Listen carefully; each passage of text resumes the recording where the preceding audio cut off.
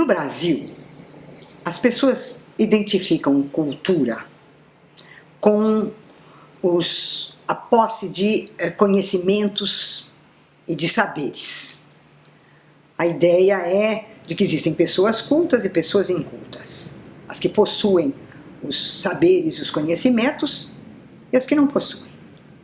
Não é isso a cultura. A palavra cultura vem de um verbo latino, a palavra é latina, o verbo colere, que significa cuidar. Então, vem daí agricultura, cuidar da terra. Puericultura, cuidar das crianças. O culto religioso, cuidar dos deuses. O que é a cultura? A cultura é a capacidade dos seres humanos de se relacionar com o ausente, ou seja, através de símbolos. Quais são os primeiros elementos que formam a cultura? A linguagem, por meio da qual eu torno presente o que está ausente. E o trabalho, por meio do qual eu faço surgir no mundo o que não existia, o que estava ausente dele. Então, a cultura é essa capacidade dos seres humanos de se relacionar com o tempo, pensar a diferença entre o presente, o passado e o futuro, de lembrar o passado, de construir o futuro. É a nossa percepção e a nossa maneira de definir as coisas como o bom e o mal, o belo e o feio, o justo e o injusto, o verdadeiro e o falso. Tudo isso é o mundo da cultura, né? É o mundo pelo qual nós, humanos, nos pomos no mundo e nos manifestamos no mundo. Por isso, é um engano identificar a cultura com um conjunto de conhecimentos ou de práticas, né? Entretanto, é preciso levar em conta que nas sociedades divididas em classes, a cultura, embora nesse sentido amplo que eu apresentei, seja a mesma para todos, ela não possui, entretanto, as mesmas maneiras de se realizar, não possui o mesmo sentido e muitas vezes não possui os mesmos instrumentos. E é isso que leva à distinção entre cultura popular e cultura erudita, em que a cultura popular é aquela que é produzida pelas classes populares e a cultura erudita é produzida pelos artistas e intelectuais da classe média. E a classe dominante financia, patrocina isso e se apropria disto. Essa distinção leva, entretanto, à ideia de que a cultura popular é antiga, atrasada, folclórica, e a cultura erudita é profunda, atual, melhor. E essa separação produz um fenômeno que a gente nunca esperaria que acontecesse. Ela vai produzir um fenômeno que é se apropriar de alguns aspectos da cultura erudita, alguns aspectos da cultura popular e produzir aquilo que eu pessoalmente chamo de a anticultura, que é a cultura de massa. A cultura de massa é essa mistura que é feita dos elementos da cultura erudita e da cultura popular, mas de maneira a fazer com que eles sejam diluídos, simplificados, atenuados, para ser bem vendidos e consumidos. Então, a cultura de massa é aquela que transforma a cultura em entretenimento, em diversão. Ela deixa de ser um saber, ela deixa de ser uma maneira de viver, ela deixa de ser uma maneira de se relacionar com o mundo, uma maneira de produzir símbolos, ela deixa de ser tudo isso e se transforma em diversão e entretenimento. Ou seja, a cultura de massa é a morte da cultura, daquilo que a cultura efetivamente representa.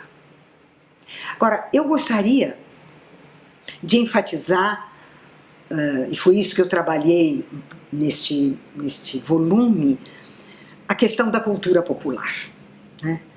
Como resistência e como conformismo, né? Ela é uma forma de resistência porque ela é a maneira pela qual as classes populares definem os seus valores, defendem esses valores e agem de acordo com esses valores. Ao mesmo tempo, há um conformismo, que é aceitar as imposições da cultura de massa. Então, ser absorvida pela cultura de massa.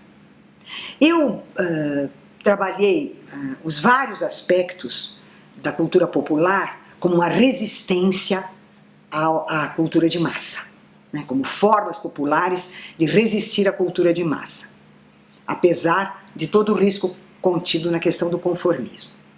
Mas uma coisa que eu enfatizei muito e que eu acho que é muito importante é aquilo que eu chamo de a consciência popular como uma consciência trágica. Tomando a palavra tragédia no sentido que ela tinha na Grécia. Na tragédia, as personagens vão ter um destino que lhes foi dado pelos deuses.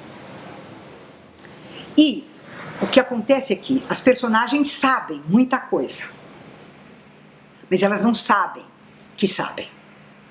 E elas não sabem muita coisa, e elas pensam que sabem.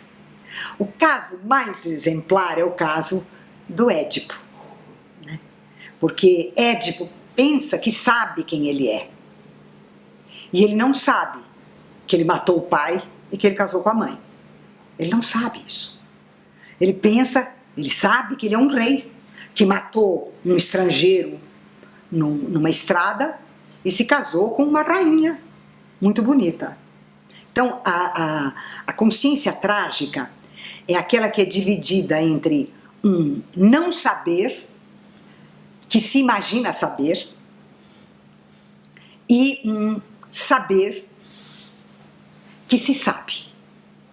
Como é que eu aplico isso à consciência popular, à cultura popular? Você pega instantes em que na cultura popular, na música popular, no circo, teatro, nas peças teatrais, no cordel, enfim, nas várias manifestações da cultura popular, em que você vê um saber que se realiza. E, ao mesmo tempo, a absorção desse saber pelo conformismo ditado pela classe dominante. De tal modo que as classes populares sabem e não sabem que sabem. Então, elas experimentam essa tragédia que faz com que elas sejam absorvidas pelas ideologias da classe dominante e, em particular, hoje por duas. A ideologia da competência, né? Então, as classes populares se sentem inferiorizadas, porque quem sabe é quem tem estudo, né? Essa ideia de que o estudo dá para você poder. E a segunda forma é aquilo que eu chamo a ideologia do empreendedorismo trazida pelo neoliberalismo. O neoliberalismo diz que cada um de nós é um capital humano. Cada um de nós deve ser um empresário de si próprio. E cada um de nós deve ser bem-sucedido na competição com todos os outros. A ideologia do empresário de si mesmo, né, é aquela que faz com que aquilo que havia de próprio da cultura popular, que é o sentimento da comunidade, o sentimento do que é comum, que é a base, por exemplo, dos movimentos sociais, dos movimentos populares, esse sentimento de comunidade se destrói, é dilacerado pelo individualismo, onde cada um é o empresário de si mesmo, que deve ser bem-sucedido, competindo com os outros e destruindo os outros. Então, nós estamos diante de uma tragédia, né? E eu estou à espera das formas de resistência, né, que sem dúvida virão.